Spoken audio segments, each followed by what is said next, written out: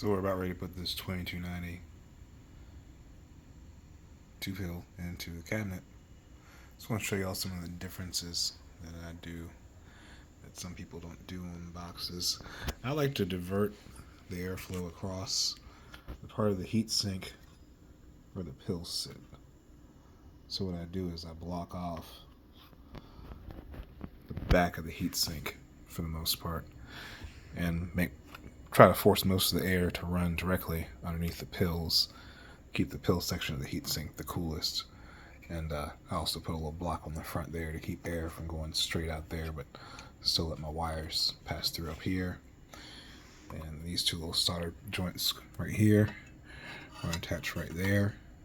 And that's going to anchor this side of the board into the cabinet because there's only two screws here. And as you can see, when I received it, it came with the board mounted, but in shipping, the board managed to start cantilevering itself up to the point where it was hitting the top of the cabinet full on. So we're going to make it so that the amp board inside the cabinet doesn't move so that it doesn't mess with anything inside there as far as the tune, that type of thing. And, hopefully the amp will last a lot longer. You guys also see I run my wires underneath the board, and like the choke and stuff underneath the board, and stick all that stuff underneath there, and so it's not sitting up on top of the RF deck.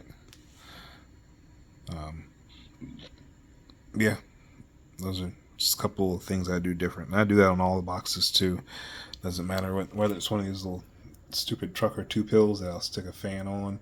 Only reason I did that one was because it's a 22879. I wanted to fit in a small spot.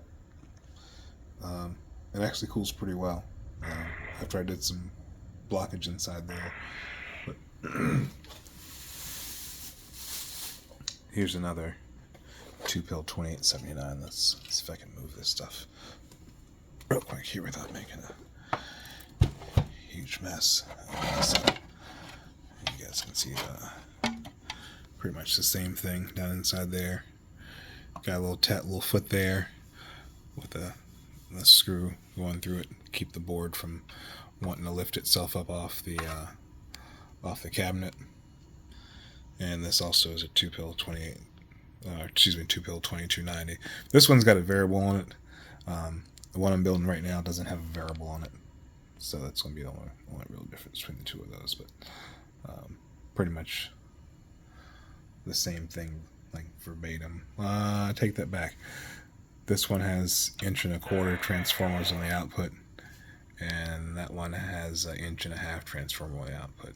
And I didn't really plan to do that. I probably should have put 1.25 inch on that one too, but more capability to transfer heat. So that's what we're looking at here. We're trying to transfer as much heat as we can into the heat sink and then out of the cabinet as quickly as possible.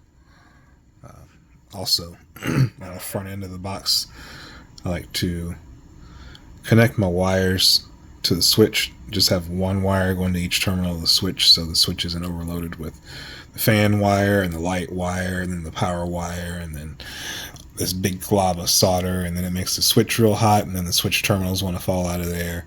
I don't like that, so I make a little pad up there on the front, and that little pad has a dividing line between it, and so you have power in on that side and switched power on the other side. A little cap there, a little filter cap on the side. But as you can see, I've got some stitching there on the front where there's a piece of circuit board on the front to block off the air. Same thing with this one. You got the air blocked off back here, so you can maintain good airflow across the heat sink where it needs it, and you're not just blowing air into the back of the cabinet where there's actually no heat sink.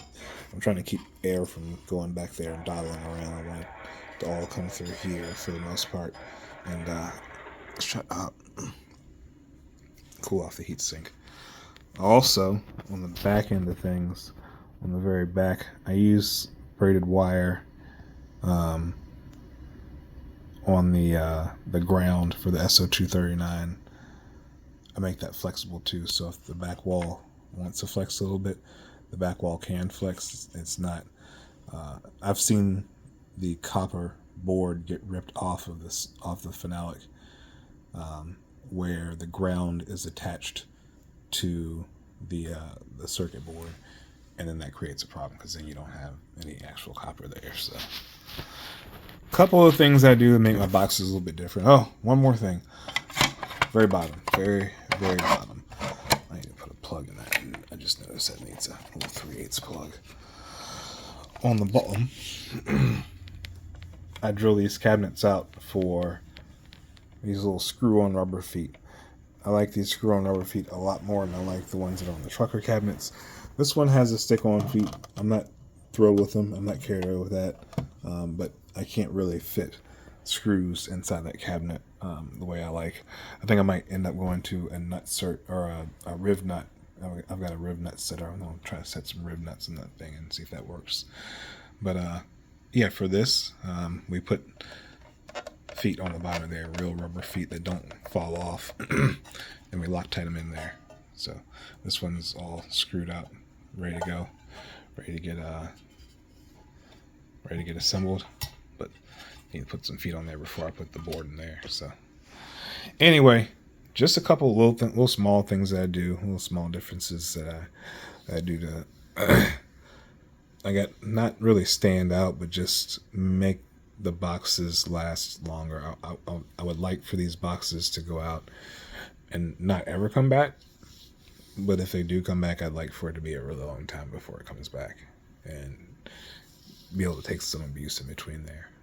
So, yeah, Professor's off the key.